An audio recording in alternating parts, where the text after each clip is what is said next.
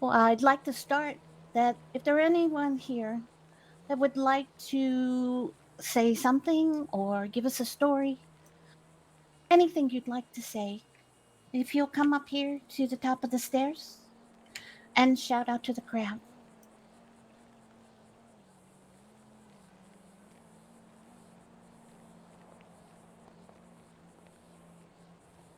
I'll go after you.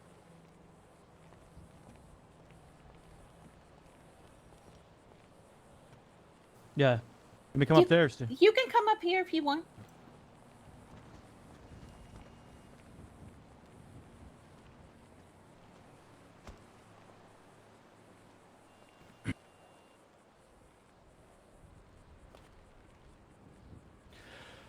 Everyone, retired Lieutenant Victorino, currently a senior attending at Mount Zona.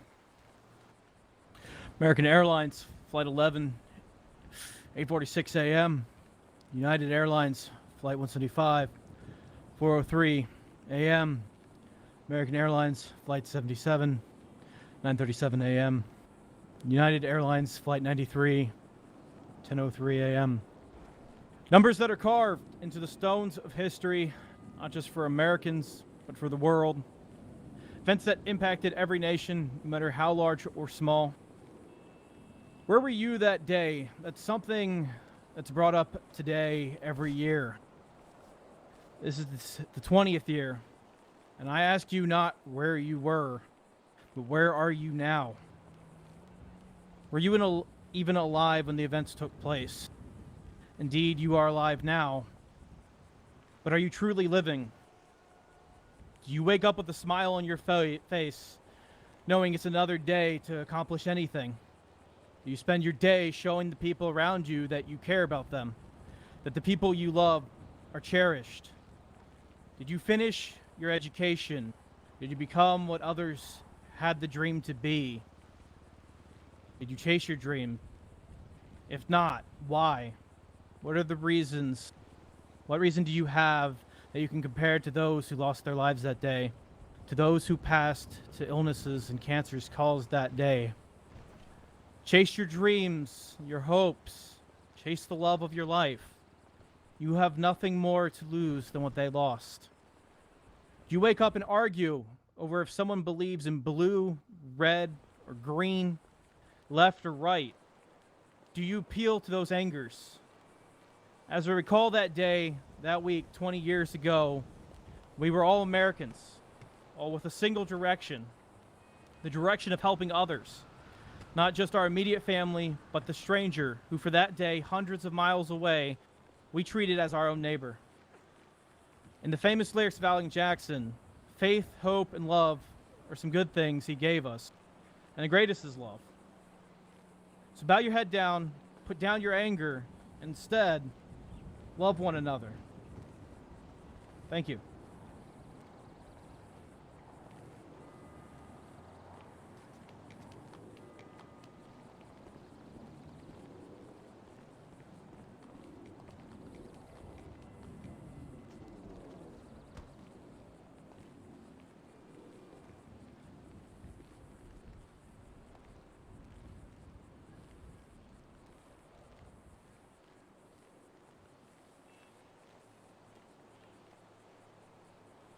Los Santos, fellow Americans, I am Lauren Anders, a retired Navy lieutenant. I stand before you a free man, and I vow to you that just like you, my life, along with many of your own, was shattered 20 long years ago. I watched as friends, family, and loved ones lost their lives in a senseless and pointless act of terrorism. For many of us, nothing was left of our former lives. One thing, though, that I knew could not be taken was the hope for a better future for our children, the American dream. I, for one, still believe in that dream. Today's tragic events 20 years ago led many people here to also take that hope, to fight for it, to cherish it, to hope for it. We have now read about this event in our textbooks, we have seen it on TV, we have talked about it for 20 long years, and today is a day of remembrance. 2,996 people lost their lives And I know I have given not only my life, but all of everyone here has had someone who has given theirs. I ask you now, as the city of Los Santos, to remember today, to remember the people who have fallen, the courage, the bravery shown by all of our first responders, so many of whom also gave their lives. Please, Los Santos, if I may ask, let us bow our heads in silence.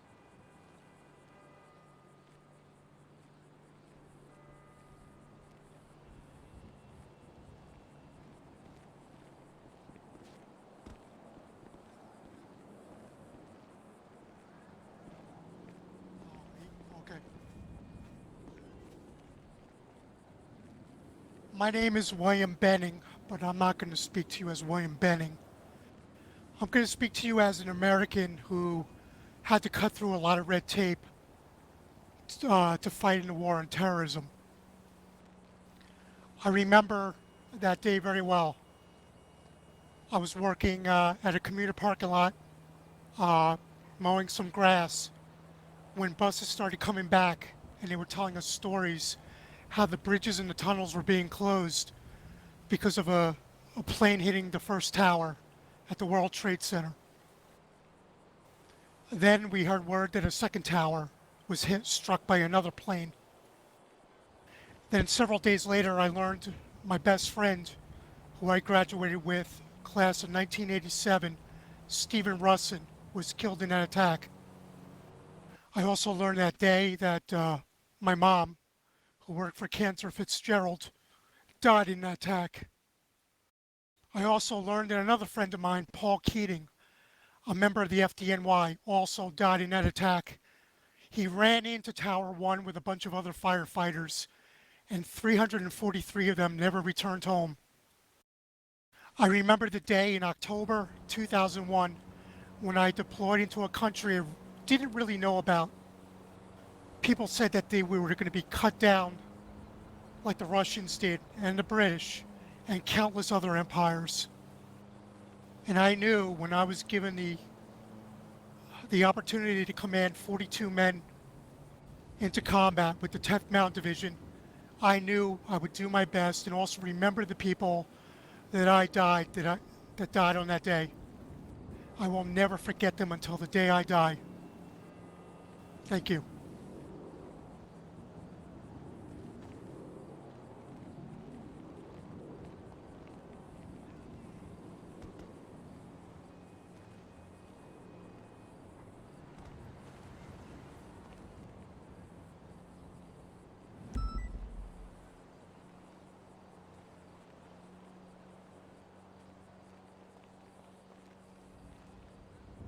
Good morning, ladies and gentlemen.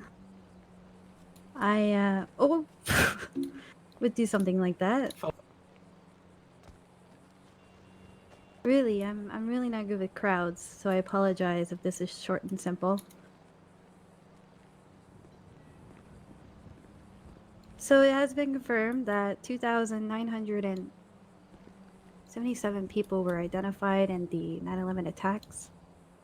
There's a lot of negative, well, not a lot of negative, but a lot of sadness going around. So I want to put some light on this. Due to these attacks, a lot of research has been formed by the people that were, or their jobs were mainly to identify these 9/11 victims. And from all the research they have gathered, they actually found a new way to identify people, which resulted in 200 plus more people being identified a few years later. To this day, 20 years later actually, 2 more people were identified in the 9/11 attacks. I also want to bring up that I watched this show, or this really good movie, and in The Buried Rebel, 2 cops were found who were buried for 9 hours. Third one found was I forget his name, and nor will I look it up. But I also want to honor those 2 cops, because being buried and in pain like that for 9 hours really takes some energy and effort. But although, a lot of people died that day, at least something good came out of it. and that was the technology that we found out. That's all. That's all I got.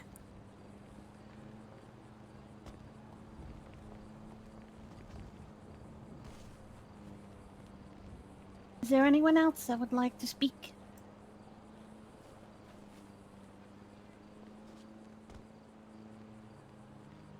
And I will thank those who have come forward to share your stories.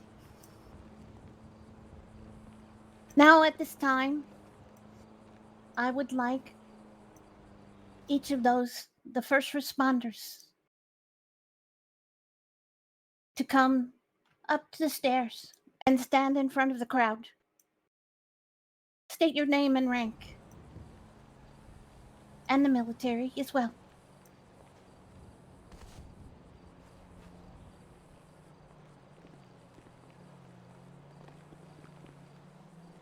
BCSO, LSPD, EMS, please come forward and stand Come before on, us. guys, don't be shy. Maybe get in a line and then say your name down the line.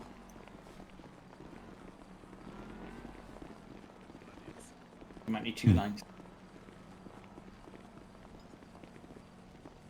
Might as well keep all the military guys in line. Captain, get over here. Yes, don't be shy. Start with whoever.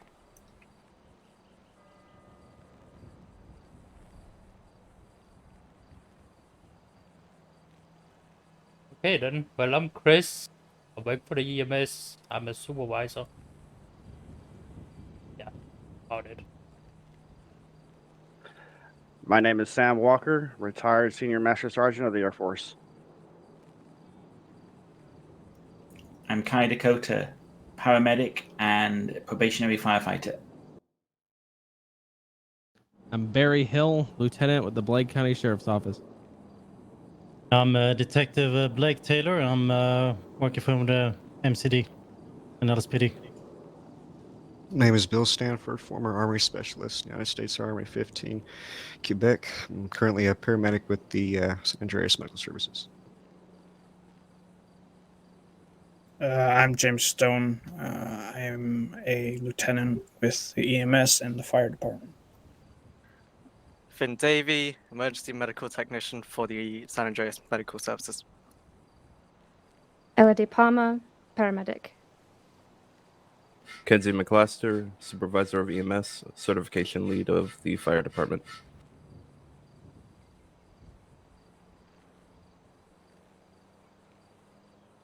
Dr. Lauren Anders, retired Navy Lieutenant.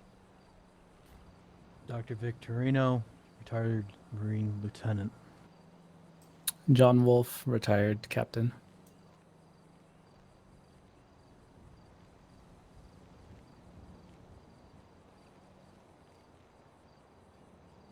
Is there anyone that has not spoken out their name?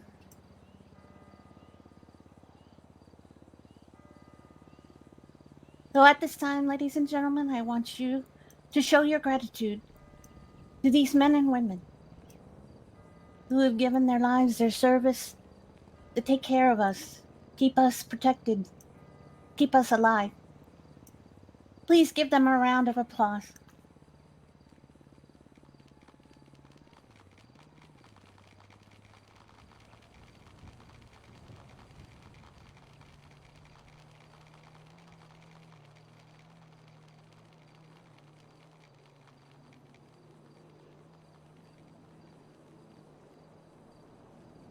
Thank you again for your service.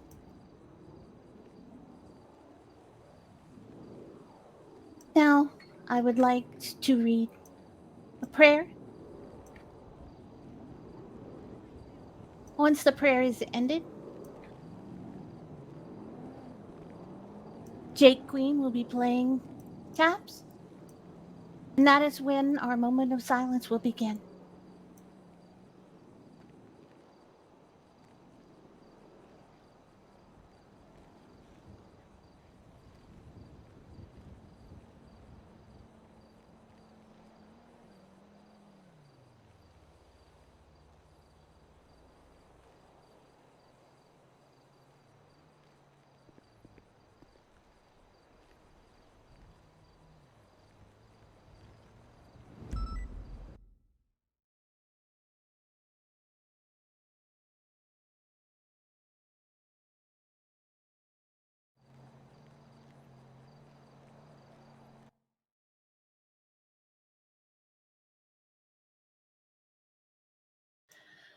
We remember, God of history and remembrance. We remember. We remember when the towers fell and the lives were lost. We remember the dust and the smoke, the despair and the grief. We remember that sense of vulnerability and shock. We remember the numbness that overwhelmed us as we watched our screens for hours and hours, waiting for an explanation and an understanding that never came. We remember. We remember, God of hope and presence. We remember. We remember the heroes, those who rushed to help, who guided the wounded down innumerable flights of stairs, who rose to overwhelm those who held death in their hands. We remember the hours and the days of binding wounds and healing hurts, giving comfort, drying tears. We remember words of support and compassion from nations far and wide. We remember. We remember in part because we see the ripples of that tragic day continue to impact our world 20 years later. We grieve with allies today as our allies grieved with us 20 years ago. And together, we wonder if there will ever be an end to the violence, to war, to hatred, to death. We remember and we grieve our world's inability to learn the things that lead to peace. On this day of solemn remembrance, may we honor the lives that were lost in this tragic act. May we give thanks for those who served and saved, rendered aid and assistance. May we give comfort to those who live with loss. May we seek justice and peace where it is within our ability, and rely on you when the ability escapes us. On this day of solemn remembrance, may we build what has been torn down. May we mend what has been broken.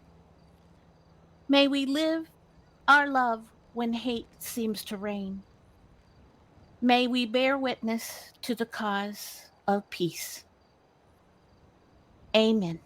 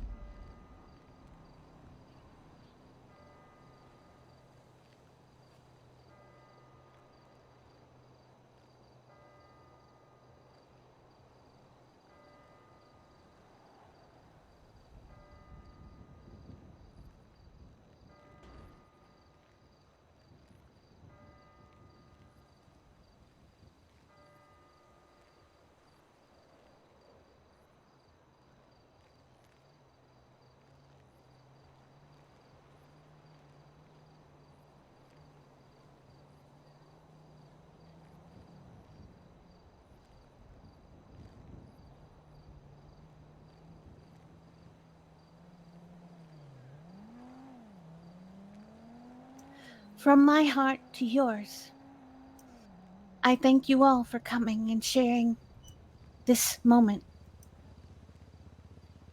I hope that you leave educated, enlightened, with peace in your hearts. And remember to love each other. I know it can be difficult, but we can be united in things like this. We can all come together.